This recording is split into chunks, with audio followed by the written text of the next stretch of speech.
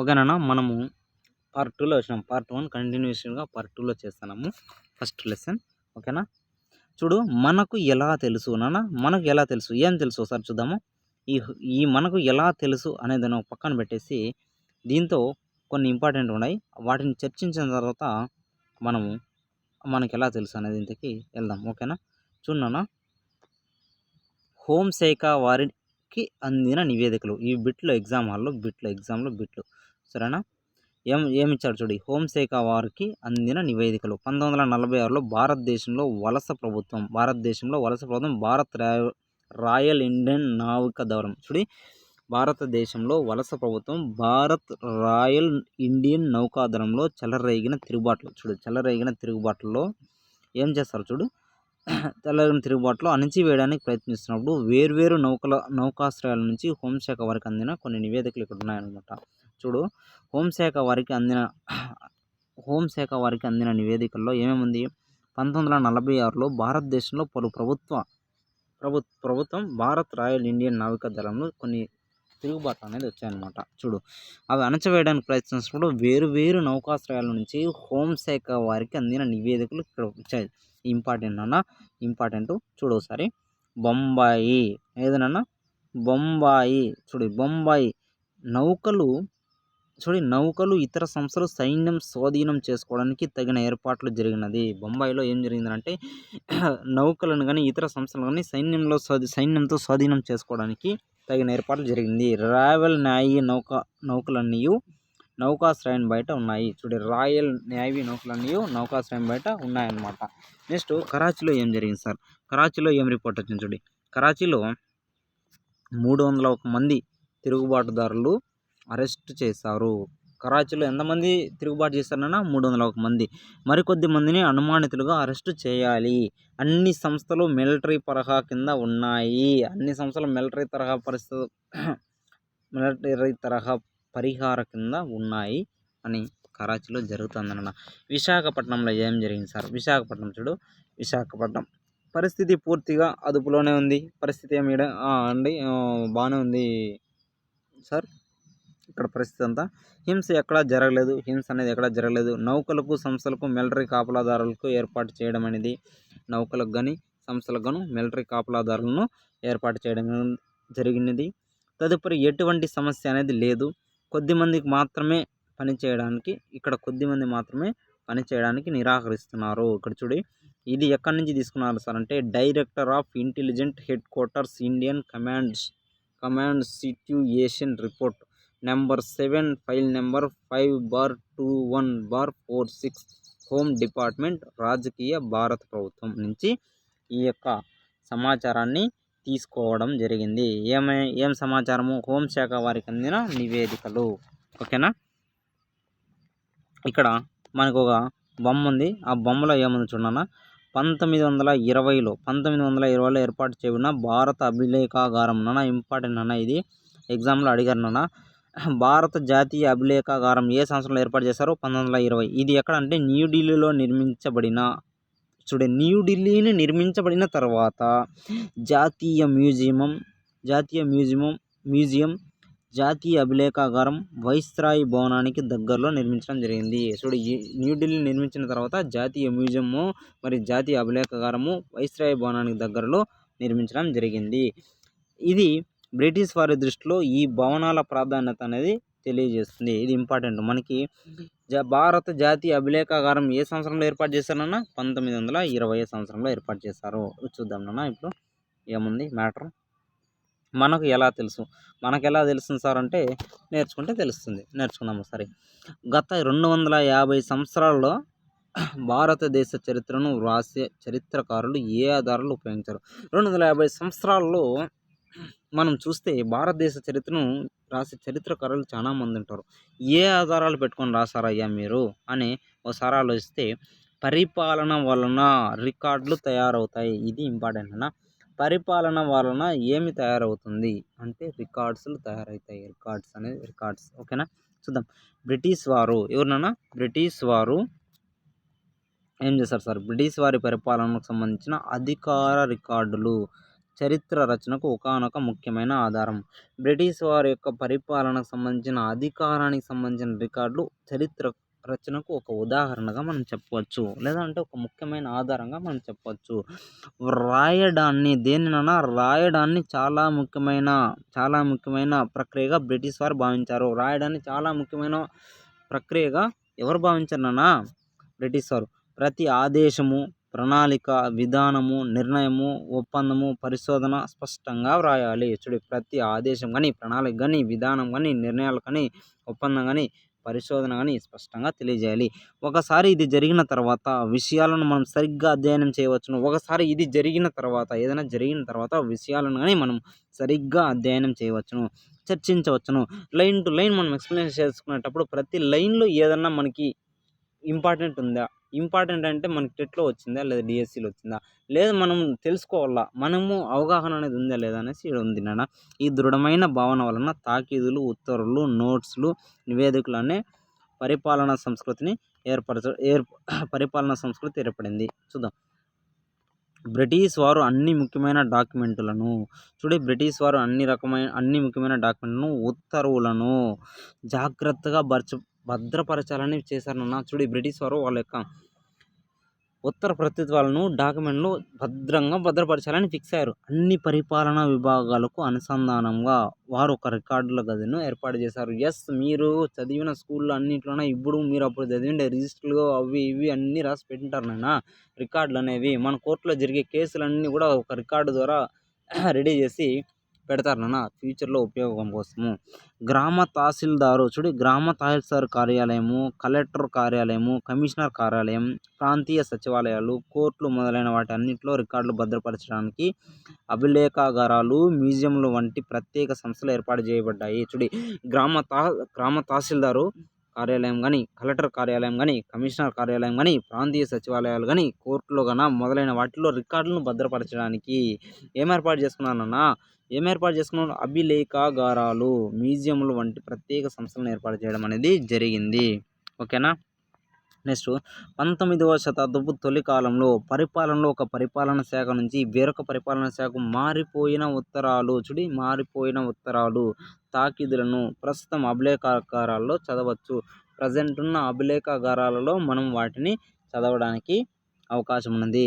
జిల్లా అధికారులు తయారు చేసిన నోట్స్లు, రిపోర్ట్లు లేదా ప్రొవిన్షనల్లు, ఉన్నతాధికారులు జారీ చేసిన సూచనలు, ఆదేశాలు అన్నీ మనం చదవవచ్చును. అదేవిధంగా నెక్స్ట్ ఏం జరుగుతుంది సార్? 19వ శతాబ్దం తొలినాళ్ళలో డాక్యుమెంట్లీ నకళ్ళు అన్నీ జాగ్రత్తగా చేతి వ్రాత నిపుణుల చేత వ్రాయబడ్డాయి. ఇప్పుడేమో మనకి కంప్యూటర్ ఉంది, టకటక టైప్ చేసామా, కొట్టామా, లేదంటే ఏఐకి ఇచ్చామా, వచ్చేసామా అని ఉంది నాన్న. కానీ అప్పట్లో ప్రతి ఒక్కరు చేతి వ్రాత నిపుణుల ద్వారా రాయడం జరిగింది. 19వ శతాబ్దం మధ్యకాలంలో ప్రింటింగ్ ప్రెస్ రావడం, ప్రింటింగ్ రావడం వల్ల ప్రభుత్వ శాఖలు రికార్డుల యొక్క కాపీలను ప్రింట్ చేయబడ్డాయి. ఇప్పుడు 19వ శతాబ్దం మధ్యలో ప్రింటింగ్ అనేది రావడం జరిగింది. మనకి ఆ రికార్డులు, పరిపాలనకు సంబంధించిన రికార్డులు అన్నీ దీంతో దాచిపెట్టారనమాట. దాంతో 1920లో ఏర్పాటు చేసిన భారత జాతీయ అభిలేఖాగారంలో ఏర్పాటు చేయడం జరిగింది. The national archives in India came up in the 1920s. ఓకేనా. నెక్స్ట్ పేజీ చూద్దాం నాన్న. నెక్స్ట్ పేజీలో ఏముంది ఇంపార్టెంట్ చూడు. సర్వేలు ముఖ్యమైనవంట. ఎందుకు సార్ సర్వేలు ముఖ్యమైనవి చూద్దాం. సర్వేలు ఎందుకు ముఖ్యమైనవి సార్ అంటే, వలస పాలనలో సర్వేలు నిర్వహించడం వలన సర్వసాధారణ విషయంగా ఉండేది. ఆ సమయంలో సర్వేలు చేయడం అనేది సర్వసాధారణమైన విషయంగా ఉండేదన్నమాట. ఒక దేశాన్ని సమర్థవంతంగా పరిపాలించాలంటే ఆ దేశం గురించి సరిగ్గా తెలుసుకోవాలన్నదే బ్రిటిష్ వారి యొక్క మెయిన్ అజెండా. మనం ఒక డిఎస్సికి ప్రిపేర్ అవుతున్నాము, టెట్కి ప్రిపేర్ అవుతున్నాము అని అనుకుంటే మనం సిలబస్ని పూర్తిగా అనలైజ్ చేయాలి. దాంతో ఏమేమి టాపిక్స్ ఉన్నాయి, ఎటువంటి సబ్ టాపిక్స్ ఉన్నాయి, ఏమీని మనము అవగాహన చేసుకుంటూ చదువుకోవడానికి ట్రై చేయాలి. అదేవిధంగా సంపూర్ణ భారతదేశం గురించి అవగాహనకు 19వ శతాబ్దం తొలి రోజుల్లో ఒక సవివరమైన సర్వే నిర్వహించడం జరిగింది. గ్రామాలలో రెవెన్యూ సర్వేలు నిర్వహించారు. భౌగోళిక స్వరూపం, నేల నాణ్యత, వృక్ష జంతుజాలాలు, స్థానిక చరిత్రలు, పంటల విధానం మొదలైనవి సర్వేల ద్వారా తెలుసుకోవడానికి ప్రయత్నించారు. చూడు ఆ శతాబ్దంలో 19వ శతాబ్దం తొలి రోజుల్లోనే ఒక సవివరమైన సర్వే నిర్వహించడం జరిగిందనమాట. అప్పట్లోనే చూడు సంపూర్ణ భారతదేశం గురించి, మన భారతదేశం మొత్తాన్ని గురించి ఏం చేస్తారు, గ్రామాలలో రెవెన్యూ సర్వేలు నిర్వహించారు. మన గ్రామాలలో గ్రామ పరిధిలో ఉన్న రెవెన్యూ డిపార్ట్మెంట్కి సంబంధించిన సర్వేలు నిర్వహించారు.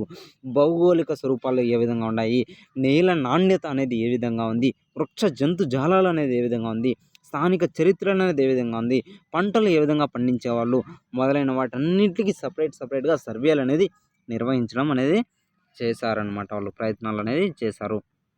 అదేవిధంగా ఒక ప్రాంతాన్ని పరిపాలించాలంటే మనము ఆ విషయాలన్నీ తెలుసుకోవాలి. 19వ శతాబ్దం చివరి నుంచి ప్రతి 10 సంవత్సరాలకు ఒకసారి జనాభా లెక్కలు జరుగుతున్నాయి. 19వ శతాబ్దం చివరి నుంచి ప్రతి 10 సంవత్సరాలకు ఒకసారి జనాభా లెక్కలు అనేవి జరుగుతున్నాయి. వీటిలో భారతదేశంలో వివిధ ప్రాంతాల జనాల వివరాలు, వివిధ కులాలు, మతాలు, వృత్తులు సమాచారం సేకరించబడింది. చూడు ఆ 19వ శతాబ్దం చివరిలోనే 10 సంవత్సరాలకు ఒకసారి జనాభా లెక్కలు స్టార్ట్ అయినన్నా వాటిలో భారతదేశంలో వివిధ ప్రాంతాల్లో ఉన్న జనాభా వివరాలు సేకరించారు. కులాలు ఎన్ని ఉన్నాయి, మతాలు ఎన్ని ఉన్నాయి, వృత్తులు ఎన్ని ఉన్నాయి అనేవన్నీ సేకరించడం జరిగింది.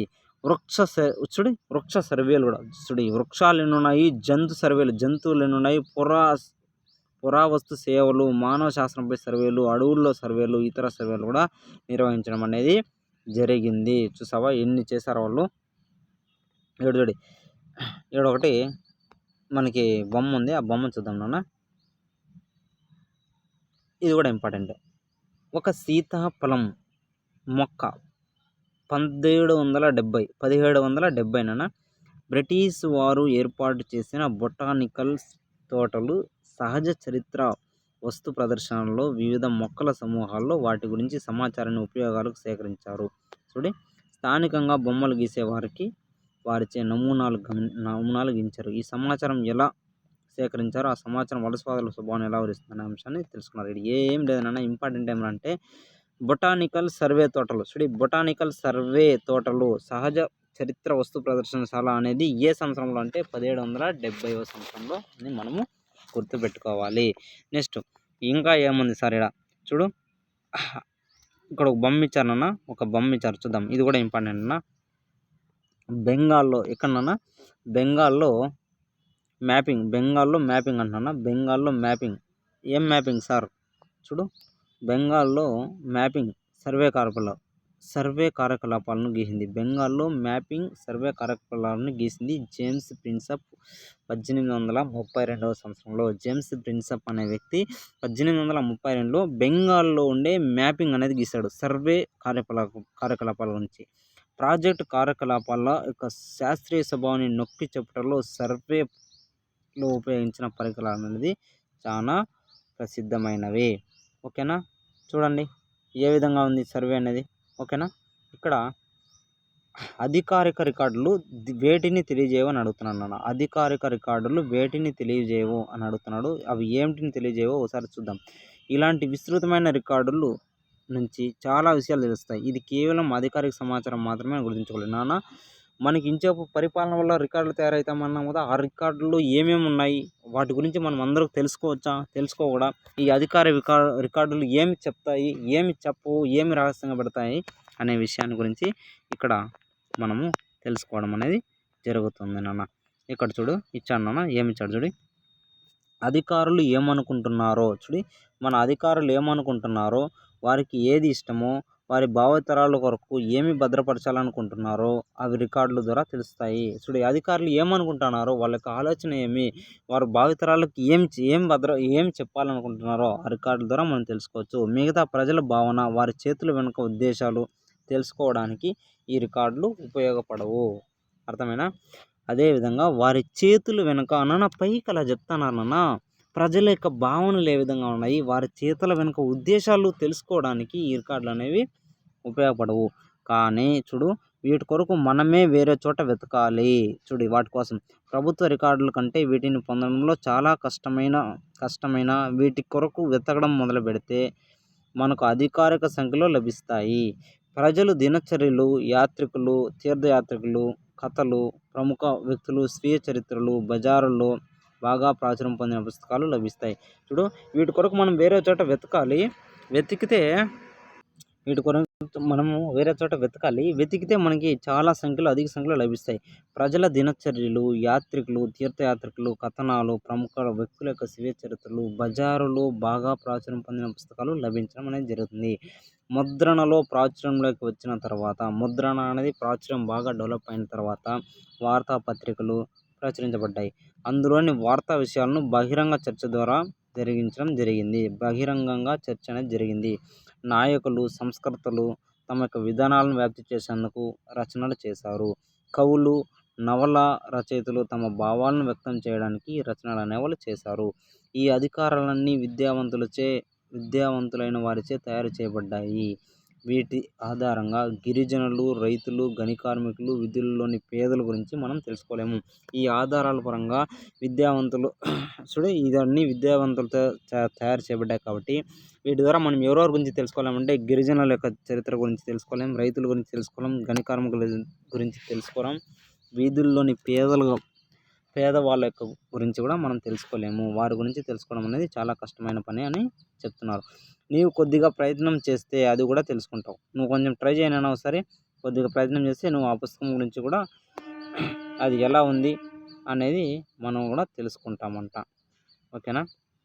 ఇక్కడ ఒకటి ఇచ్చారు బొమ్మ చూద్దాం. ఓకేనా? ఇది చూస్తా అంటే 1857 తిరుగుబాటు గురించి ఉంది నాన్న. మనోడు చూడి కుర్రం ఎక్కేనాడు రాజులాగా. ఇక్కడ చూద్దాం మ్యాటర్ ఏముంది. బొమ్మలను జాగ్రత్తగా పరిశీలిస్తే అవి సృష్టించిన వారి దృక్పథం తెలుస్తుంది. ఆ బొమ్మను బాగా గమనిస్తే చూడండి, బొమ్మను బాగా గమనించండి ఒకసారి. బొమ్మను బాగా గమనిస్తే అది ఎందుకు సృష్టించారు నాన్న అనేది ఒకసారి అర్థమవుతుంది. బొమ్మను బాగా చూడండి ఒకసారి. బొమ్మను చూస్తే ఎందుకురా ఇట్లా సృష్టించారు వాళ్ళు చూడు. వాళ్ళ యొక్క దృక్పథం ఏమంటే 1857 తిరుగుబాటు తర్వాత బ్రిటిష్ వారు తయారు చేసిన చాలా పుస్తకాల్లో ఇలాంటి బొమ్మలు కనిపిస్తాయి అన్నమాట. బొమ్మ అడుగున ఉన్న శిక్షణ బొమ్మ అడుగున శీర్షిక కిందన దోపిడీ సొమ్మును పంచుకుంటున్న సిపాయిలు అనే హెడ్లైన్ చూడి. దోపిడీ సొమ్మును పంచుకుంటున్న సిపాయిలు అని ఉంది. అంటే బ్రిటిష్ వారి దృష్టిలో తిరుగుబాటుదారులు కానీ, దురాశపరులు కానీ విషపూరిత ఆలోచనలు కలవారు అని చెప్తున్నారు. ఓకేనా? ఈ 5వ అధ్యాయంలో మనం దీని గురించి భాగంగా తెలుసుకోవడం అనేది జరుగుతుంది. నెక్స్ట్ ఒకటి ఉంది చూడన్నా, సైడ్లో చూడండి. మానవ వినియోగానికి పనికిరావు. ఏం పనికిరావు చూద్దాం ఒకసారి. వార్తాపత్రికలు దేశంలో వివిధ రకాల ప్రాంతాల్లో జరిగే ఉద్యమాల గురించి తెలియజేస్తాయి. 1946 ప్రభుత్వంపై పోలీసులు సమ్మె చేశారు. దాని వార్త గురించి ఇక్కడ ఉంది. ఇలా ఉందన్నమాట. ఏముందంటే ఢిల్లీలో 2000 మందికి పైగా పోలీసులు వారికి ఇస్తున్న తక్కువ వేతనాలు, నాసిరకం ఆహారాలకు నిరసనగా గురువారం ఆహారమే తీసుకోలేదు. ఎక్కడనన్నా అంటే ఢిల్లీలో 2000 మంది ఢిల్లీలో 2000 మంది ఆహారం తీసుకోలే. ఏ ఆహారం ఇస్తున్నారు? నాసిరకం ఆహారం ఇస్తున్నారంట. నాసిరకం ఆహారం వల్ల వాళ్ళు తీసుకోలేదు అనేసి చెప్తున్నారు నాన్న. వాళ్ళు ఏం చెప్తారు చూడు. ఓకేనా? వాళ్ళు ఏం చెప్తారంటే ఈ వార్త ఇతర పోలీస్ స్టేషన్లు కూడా పాకుతుందన్నమాట. ఇక్కడ కూడా పోలీసులు ఆహారం వేరే చోటుకి ఈ ట్రాన్స్ఫర్ అయితే ఇన్ఫర్మేషన్ వాళ్ళు కూడా ఆహారం తీసుకోలేదన్నమాట. ఈ సమ్మె చేసే పోలీస్ శాఖ వారు అందించే ఆహారం మేము తినడానికి తగినదిగా లేదు. మేము తినే ఆహారాన్ని గుర్రాలు కూడా తినవరా నాయన, గుర్రాల కన్నా హీనంగా పెట్టినారంట ఫుడ్ అని వాళ్ళు చెప్పుకోవడం జరిగింది. హిందుస్థాన్ టైమ్స్ దీన్ని ప్రచురించడం జరిగింది మార్చి 22వ తేదీన 1946. ఓకేనా? ఇదేనన్నా మానవ వినియోగానికి పనికిరావు అనే దాన్ని ఇవ్వడం జరిగింది. ఇక్కడ చూడు, ఇక్కడ ఏమన్నా ఉందా అంటే చూద్దాం. మనకి డిఎస్సి పాయింట్ ఆఫ్ వ్యూలో చూడి, జేమ్స్ మిల్ యొక్క భారతీయ చరిత్రను ఏ విధంగా చేశాడు? హిందూ, ముస్లిం, క్రిస్టియన్గా చేశాడా? లేదు, బ్రిటిష్ యుగాలుగా చేశాడు. చూసావా?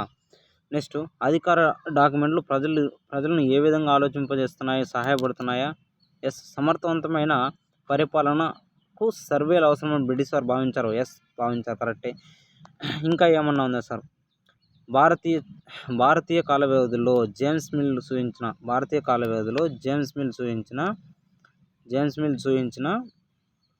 ఆర్థిక ఇబ్బందులు చూడు. జేమ్స్ మిల్ సూచించిన ఇబ్బందులు, పరిష్కారాలు ఇవి.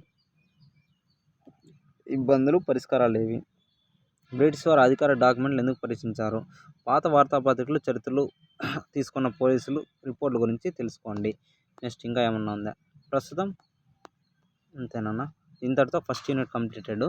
మనము రెండో unit from trade to territory, దీని గురించి మనము ఇప్పుడు తెలుసుకుందాం. వాణిజ్య స్థావరాల నుంచి సామ్రాజ్య స్థాపన వరకు కంపెనీ యొక్క అధికారము, స్థాపన గురించి మనం తెలుసుకుందాం నాన్న. ఓకేనా? Thank you so much. Like and subscribe. Second యూనిట్తో మళ్ళీ కలుద్దాం.